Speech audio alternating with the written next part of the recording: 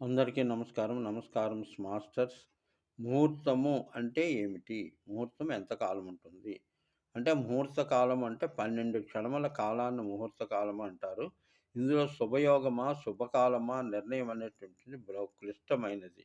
ఎంతో నిష్ణాతులైతే తప్ప వాటిని పట్టుకోగలరు. అయితే ఒక క్షణకాలం అంటే 3 నిమిషముల సమయము.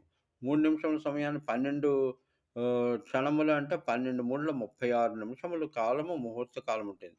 ఇది శుభకార్యాలు చెయ్యొచ్చా? ఏ కార్యాలకు పనికొస్తుందా? అనేది పండితులు చెప్పవలసినటువంటి విషయము. అయితే ఈ 36 నిమిషముల కాలంలో వర్జ్యం ఉండకూడదు, దుర్ముహూర్తం ఉండకూడదు, రాహుకాలం ఉండకూడదు.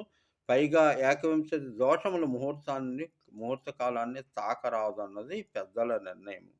గాబట్టి దీన్ని చూసుకొని చేసుకోవాలి. అయితే ఇంకొక రకమైనటువంటి 2 గడియల కాలమని ముహూర్తం అంటారు అన్నది అనేక ప్రాంతీయ భేదాలు కొన్నుంటాయి. ప్రాంతీయ